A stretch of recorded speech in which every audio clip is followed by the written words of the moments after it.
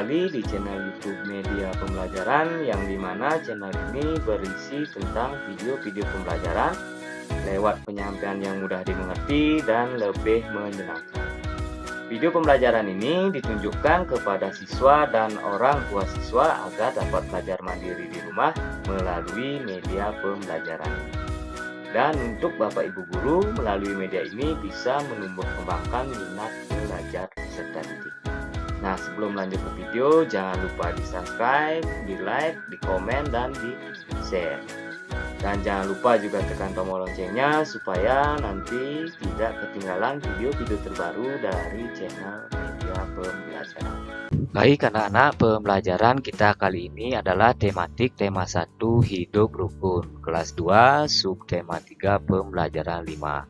Nah, jadi anak-anak simak videonya sampai habis ya, supaya nanti mudah mengerti dan paham apa yang Bapak jelaskan dalam pembelajaran kita kali ini. Nah, langsung saja kita ke pembelajaran. Nah, di sini siswa kelas 2 bermain dengan penuh semangat. Mereka harus membuat kelompok sebanyak tiupan peluit. Perhatikan permainan mereka. Nah, di sini ada permainan ya anak-anak. Namanya permainan membuat kelompok. Nah, di sini mari melakukan permainan berpasangan, ikuti petunjuk gurumu. Nah, ini namanya permainan membuat kelompok. Nah, bagaimana sekarang aturan-aturan di dalam permainan ini? Yang pertama, siswa membentuk formasi lingkaran, guru berada di luar lingkaran. Nah, ini ya yang gambar yang pertama. Anak-anak membuat formasi lingkaran, guru ada di luar lingkaran. Terus yang kedua aturannya, guru membunyikan peluit, siswa memperhatikan jumlah peluit. Nah, Bapak Guru atau Ibu gurunya membunyikan peluit atau meniup peluit, berarti anak-anak harus memperhatikan jumlah peluit yang ditiup. Nah, terus yang ketiga, siswa membentuk kelompok dengan teman sesuai jumlah bunyi peluit. Misalnya peluit berbunyi 3 kali, prit prit prit, berarti anak-anak harus membentuk kelompok 3 orang. Nanti bisa disesuaikan saja ya berapa peluit yang ditiup oleh Bapak Ibu gurunya. Misalnya 2 kali ditiup prit prit, berarti anak-anak harus berkelompok dengan 2 orang. Kalau 3 kali ditiup, berarti anak-anak membentuk 3 kelompok orang. Terus selanjutnya, begitu peluit berbunyi, siswa harus segera berlari membentuk kelompok. Nah, setelah peluitnya berbunyi, anak-anak harus segera berlari mencari pasangan atau membuat kelompok. Misalnya ditiup 2 kali, berarti anak-anak harus mencari berpasangan dengan 2 orang. Misalnya kalau ditiup 3 kali, berarti anak-anak harus berpasangan dengan 3 orang. Nah, setelah itu siswa yang tidak mendapat kelompok diberi sanksi. Nah, sanksinya ini ada menyanyi, menari, atau bercerita. Nah, misalkan anak-anak tidak mendapatkan kelompok, artinya anak-anak harus mendapatkan sanksi. Nah, sanksinya ini nanti beragam ya, sesuai dengan Bapak Ibu gurunya. Di sini dicontohkan sanksinya itu disuruh menyanyi, menari, atau bercerita. Nah, begitu ya anak-anak aturan permainan membuat kelompok ini. Nah, sekarang anak-anak perhatikan gambar di bawah ini. Nah, ini adalah gambar permainan yang tadi ya, permainan membentuk kelompok. Nah, di dalam permainan ini Bapak kasih tanda panah. Nah, yang ini ya, ini ada Udin dan Edo sedang bertengkar. Nah, menurut anak-anak, apakah boleh kita bertengkar saat kita bermain? Tentu saja tidak ya anak-anak, ini tidak boleh. Ini adalah perbuatan yang tidak baik. Nah, apa yang seharusnya dilakukan oleh 2 anak yang saling bertengkar tersebut? Nah, apa seharusnya dilakukan mereka?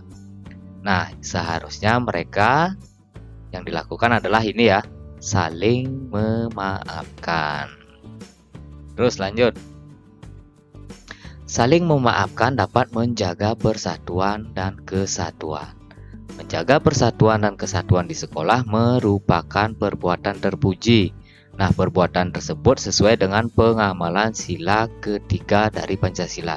Nah, mungkin dari anak-anak masih ada yang ingat bunyi Pancasila yang ketiga. Ya, betul sekali, Persatuan Indonesia. Nah, dilambangkan dengan pohon beringin. Nah, selanjutnya sekarang anak-anak perhatikan lambang-lambang dari Pancasila ini. Nah, mungkin dari anak-anak masih ada yang ingat ya. Ini adalah pembelajaran yang kemarin-kemarin yang sudah pernah Bapak jelaskan berulang kali. Nah, di sini ada 5 lambang Pancasila dan ada bunyinya. Yang pertama itu ada bintang yang bunyinya ketuhanan yang Maha Esa.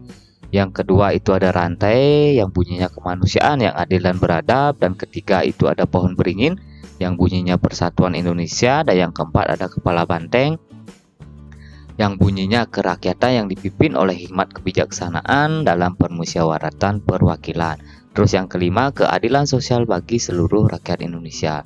Nah, di sini anak-anak harus wajib hafal ya dari kelima lambang Pancasila ini dan bunyinya. Terus kita lanjut.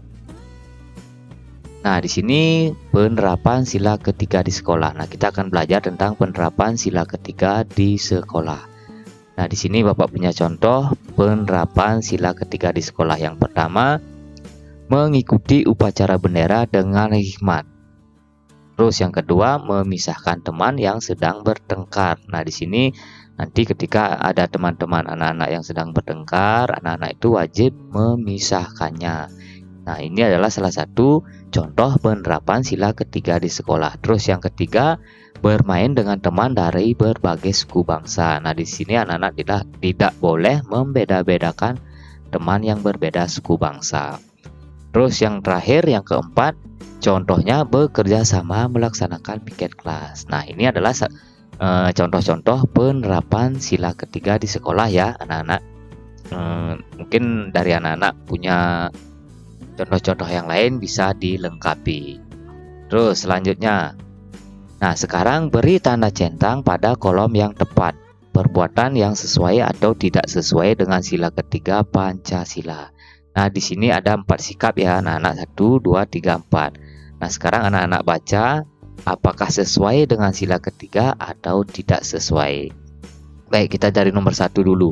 Melakukan piket kelas bersama sama. Nah, ini apakah sesuai dengan sila ketiga atau tidak? Ya, betul sekali ya anak-anak. Ini adalah sesuai. Berarti ini yang kita centang. Terus yang kedua, hanya mau berteman dengan teman satu suku. Nah, apakah sesuai dengan sila ketiga? Ya, tidak ya anak-anak. Ini tidak sesuai dengan sila ketiga. Terus yang ketiga, melakukan upacara bendera dengan tertib. Nah, apakah sesuai dengan sila ketiga di sekolah? Ya, tentu saja ya anak-anak, ini sudah sesuai. Terus yang keempat, menjaga kebersamaan dengan seluruh siswa yang berbeda-beda suku bangsa. Nah, ini sudah kelihatan sekali ya, yang nomor 4 ini menjaga kebersamaan dengan seluruh siswa walaupun kita berbeda suku bangsa. Ini sangat sesuai sekali dengan pengamalan sila ketiga di dalam sekolah. Nah, sekarang di sini apakah kamu pernah mendengar kalimat perintah dari gurumu setelah berolahraga? Nah, dari anak-anak mungkin pernah mendengar ya kalimat perintah yang diperintahkan oleh gurumu setelah berolahraga.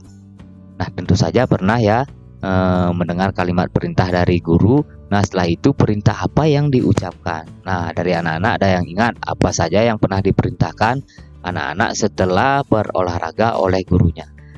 Nah, mungkin contohnya, anak-anak sekarang olahraga sudah selesai, sekarang anak-anak bisa masuk ke kelas, lalu ganti pakaian olahraganya dengan pakaian seragam. Nah, itu misalnya kalimat perintahnya.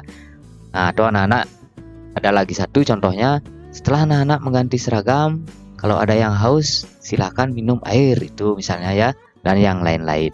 Nah, setelah itu yang ketiga, apa manfaat perintah tersebut? Nah, selain kalimat perintah itu memiliki arti seperti pembelajaran kita yang kemarin ya, di sini kalimat perintah itu juga memiliki manfaat. Nah, di sini Bapak punya contoh kalimat perintah. Rajinlah belajar, kata Bu Guru. Nah, manfaatnya kita menjadi anak yang pintar. Nah, ketika Bapak atau Ibu gurunya menyuruh anak-anak itu rajin belajar, berarti manfaatnya apa? Manfaatnya kita akan menjadi anak yang pintar. Nah, inilah manfaat dari kalimat perintah yang diperintahkan oleh ibu guru atau bapak gurunya. Nah, contohnya yang seperti tadi ya, anak-anak. Yang ini, lakukanlah pendinginan setelah berolahraga. Jadi di sini anak-anak harus wajib melakukan pendinginan setelah berolahraga. Nah, manfaatnya di sini adalah otot-otot anak-anak itu yang tadi panas atau tegang setelah berolahraga melakukan pendinginan akan menjadi lemas kembali. Nah, itu manfaatnya. Terus yang ini, ganti kembali pakaian olahraga dengan pakaian seragammu. Nah, apa manfaat kita mengganti pakaian olahraga menjadi pakaian seragam? Nah, tadi anak-anak olahraga pasti bajunya basah ya, kena keringat. Kalau dipakai nanti bisa gatal, bisa jamuran, dan lain-lain. Nah, maka dari itu Bapak atau Ibu gurunya menyuruh untuk mengganti seragam. Ini manfaatnya supaya anak-anak itu tidak kepanasan atau tidak bau karena baju olahraga yang tadi kita pakai itu sudah kena keringat. Itulah manfaatnya ya. Nah, setelah itu minum air putih secukupnya untuk mengganti cairan tubuh. Nah, ini manfaat dari kalimat perintah dari Bapak Ibu guru ini, minumlah air putih secukupnya untuk mengganti cairan tubuh agar cairan tubuh anak-anak bisa kembali lagi, karena tadi olahraga ya keringat keluar, cairan tubuhnya habis. Jadi anak-anak wajib disuruh minum air supaya cairan tubuhnya kembali lagi. Nah, itulah manfaatnya ya anak-anak. Baik, ini Bapak ada lagi contoh lagi satu. Kalimat perintah, jagalah kebersihan kelas, kata Bu Guru. Nah, di sini anak-anak mungkin ada yang tahu manfaat dari kalimat perintah ini.